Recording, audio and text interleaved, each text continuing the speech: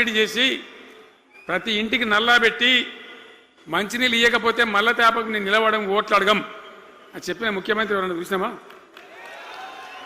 నేను చెప్పిన మాట అసెంబ్లీలో నిలబడి చెప్పి ఆ 5 ఏళ్లలో మిషన్ భగీరథ నీళ్లు తెచ్చి 100% కులం మతం సంబంధం లేకుండా తండాలు మారుమూల పల్లెలకు కూడా ప్రతి గ్రామానికి ట్యాప్ పెట్టి ప్రతి ఇంట ట్యాప్ పెట్టి మంచి స్వచ్ఛమైనటువంటి నీళ్ళు తెచ్చిచ్చింది.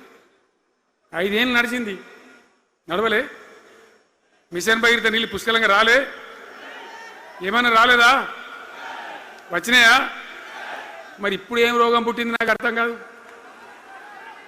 ఇప్పుడు ఎందుకు గుంటుతుంది అది? ఎందుకు నీళ్ళు ఎత్తలేవు?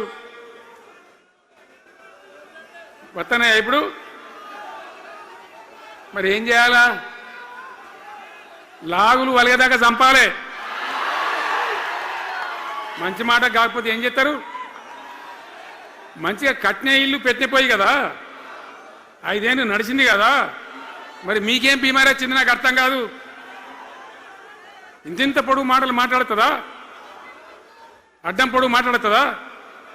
పొద్దున్న లేతే కేసీఆర్ చావాలి, నువ్వు 1000 జన్మలు ఇచ్చినా నేను చావనా కొడుకు అనుకుంటున్నావు.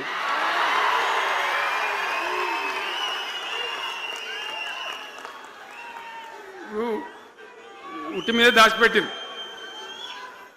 మన ఇళ్ళలో దాస్తారు కదా, ఏది ఉట్టి ఉట్టి అని ఉంటుంది. ఇప్పుడు మీకు తెలుసో లేదో కానీ ఇప్పుడు ఈ మధ్యలో ఫ్రిడ్జ్లు మోపోయిన మునుపు ఉట్టి అనేది ఉంటుండే. ఎండిపోయిన చేపలోకి నీ రొయ్యలో అవి ఉంటుంది, వరుగులు ఉంటే దానిలో పెడుదురు.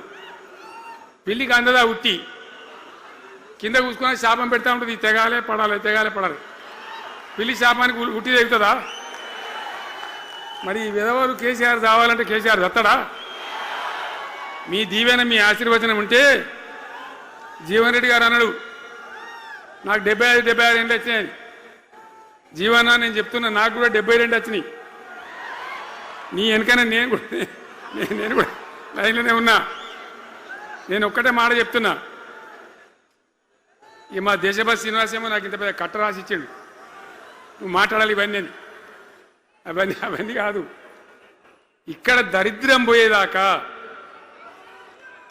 ఇక్కడ టాప్ టు బాటం అన్ని వర్గాల ప్రజలు ఇది మా తెలంగాణ, మేము గర్వంగా బతుకుతాం, సంతోషంగా బతుకుతాం, అన్ని వర్గాల ప్రజలు తలెత్తుకొని వచ్చేదాకా మనం సేవ చేయాల్సిందే, చివరి శ్వాస దాకా కూడా చేయాల్సిందే. తప్పనే తప్పదు.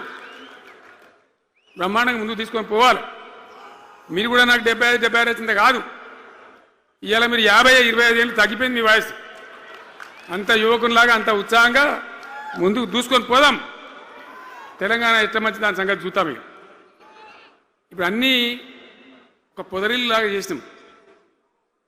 కరెంటు చక్కగా ఉండేనా కేసీఆర్ రాకముందు? కరెంటు ఉండేనా? కేసీఆర్ ఉన్న రోజులు మంచిగా ఉండేనా? మరి మళ్ళీ ఇప్పుడు ఏం రోగం వచ్చే, ఏం బీమారి వచ్చే? కరెంటు కాకెత్తుకొని పోయిందా? ఆనాడు 7000 మెగావాట్లుంటే ఒక ఏడాది లోపల మంచిగా చేసి 24 గంటల కరెంట్ ఇచ్చినాం, ఒక క్షణం కూడా పోకుండా. ఎప్పుడైనా రిపేర్ అవుతుంది తప్ప, టెక్నికల్ ప్రాబ్లం అవుతుంది తప్ప పోకపోతుండే. అంత మంచి పవర్ సప్లై చేసినాం. దాని తర్వాత యాదాద్రి, భద్రాద్రి ఇంకా చాలా కొత్త సబ్స్టేషన్లు నిర్మాణం చేసినాం, జనరేటింగ్ స్టేషన్లు పెట్టినాం, 20,000 మెగావాట్లు తీసుకొని పోయినాం. ఏది దరిద్రులకు రాజ్యం అప్పయ్యే ముందు 20,000 మెగావాట్లు తీసుకొని పోయినాం. మరి ఏం రోగం వచ్చింది? ఏం బీమారి వచ్చింది? ఎందుకు ఇబ్బంది పెడుతున్నారు? అనేక చోట్ల రైతుల పొలాలు ఎండుతున్నాయి, పేపర్లలో ఫోటోలు వస్తున్నాయి, టీవీలలో వస్తున్నాయి, జనం ఏడుస్తున్నారు. ఎందుకు ఈ బాధ కలుగుతూ ఉంది? ఇది ఆషామాషి వ్యవహారం కాదు, ఇది జీవన్మరణ సమస్య, మన బతుకు తెరుగు సమస్య. ఓట్లు వేసేటప్పుడు నేను సిల్కలకు చెప్పినట్టు చెప్పిన, ఉల్టా పల్టా ఎటుపడితే అటు వేయకుండా దెబ్బతింటారని చెప్పిన. నా మాట ఇన్నోడు ఇన్నలే. ఇప్పుడు ఏమైంది? ఏం జరుగుతుంది? ఆ రోజు నేను చెప్పిన, వీళ్ళు కనుక గెలిస్తే ఈ దుర్మార్గులు, వీళ్ళ గుండె లోపల తడి లేదు, వీళ్ళు రైతు బంధుకు రామ్ రామ్, దళిత బంధుకు జై భీమ్, అయిందా? అట్లే పక్క ముచ్చట అనేది. ఇక ఇవాళ ఇప్పుడు జీవన్ రెడ్డి గారు చెప్పిండు, కాంగ్రెస్ వాళ్ళు సభ పెట్టినాడు, కాటారంలో బుడరంలో పెట్టినాడు, ఆడ పైసలు ఎత్తారట.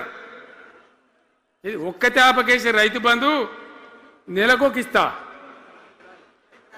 ఎకరానికా అంటే 2 నెలలకు ఒక ఎకరానికి అంతేనా? 6,000 వేసినాం మా అంతా సిపాయిలని బొచ్చ కొట్టుకుంటారు. ఆనాడు ఎట్లా పడేది రైతు బంధు? 10 రోజుల గ్యాప్లో మొత్తం రైతులకు వచ్చేసింది. టంగ్ మన సెల్ ఫోన్ మోగుతుండే, మంచిగా టింగున పోయి బ్యాంకుకి వెళ్ళి తెచ్చుకుంటుండే. ఎక్కడ పోయి మరి? ఏం మాట్లాడిండ్రు? ఉరుకుని బ్యాంకులోకి పోయి 2 లక్షలు 3 లక్షలు లోన్ తెచ్చుకోండి. తెల్లారే ఆనాడే సంతకం పెడతాం, లోన్లన్నీ మాఫీ అయినాయా? ఇట్లా అడ్డగోలు నోటికొచ్చిన మాటలు చెప్పి, ఇష్టం వచ్చిన కథలు చెప్పి అర్రాసు పాడబడినట్ట. కేసీఆర్ 10,000 ఇస్తాడా, మేము 15 ఇస్తాం. పింఛన్లు 2,000 ఇస్తాడా, మేము 4,000 ఇస్తాం. వికలాంగులకు 4,000 ఇస్తాడా, మేము 6,000 ఇస్తాం అనే వరకల్లా మన వాళ్ళు మోసపోయి. నేను చెప్పిన ఇది మోసంరా నాయన, గోసపడతాము, ఇది అయ్యేది కాదు, ఆర్థిక పరిస్థితి లేదు అని నేను చెప్పిన ఆ రోజే మీటింగ్లలో చెప్పిన.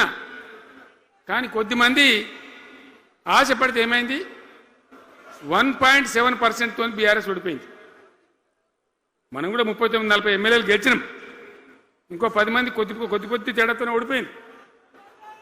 అయితే 1.7% తేడాతోనే బీఆర్ఎస్ ఓటమి పాలైంది. సరే, మంచి మాట. మరి వచ్చిన ప్రభుత్వం పనిచేయాలి కదా, వాళ్ళకు కూడా అవకాశం ఇవ్వాలి కదా. సరే, మన దాన్ని వాడో వీడో కొంత దుంకులాడినా నేను మాట్లాడలే, నీ బయటికి రాలే, తక్కువ 1-2 సార్లు తప్ప రాలే. వాళ్ళకు కూడా ఛాన్స్ ఇవ్వాలి, అవకాశం ఇవ్వాలి. మనం ఎక్కసంతో ఉండొద్దు, చేయని ఏం పరిపాలన చేస్తారో చేయని, మంచిదే కదా అని చెప్పి అనుకున్నాం. మరి ఇది ఏమైతుంది? ఎక్కడ చూసినా చిల్లర మాటలు తప్ప ఒక్కటంటే ఒక్కటన్నా నిర్మాణాత్మకమైన కార్యక్రమం ఉందా? ఒక్కటన్నా ఏదైనా గొప్ప స్కీమ్ మొదలుపెట్టినరా? ఒక పొదరిల్లులాగా వడ్డించిన విస్తరలాగా తెలంగాణ మీకు అప్పచెప్పింది. ఎన్నిటల్లో నంబర్ 1 తెలంగాణ. మంచినీళ్ళ సప్లైల నంబర్ 1, కరెంట్ సప్లైల నంబర్ 1, పర్ క్యాపిటల్ తలసరి ఆదాయంలో నంబర్ 1, రాష్ట్ర స్థూల ఉత్పత్తి జిఎస్డిపిల నంబర్ 1. ఎన్నిట్లనో కేంద్ర అవార్డు రావాలి.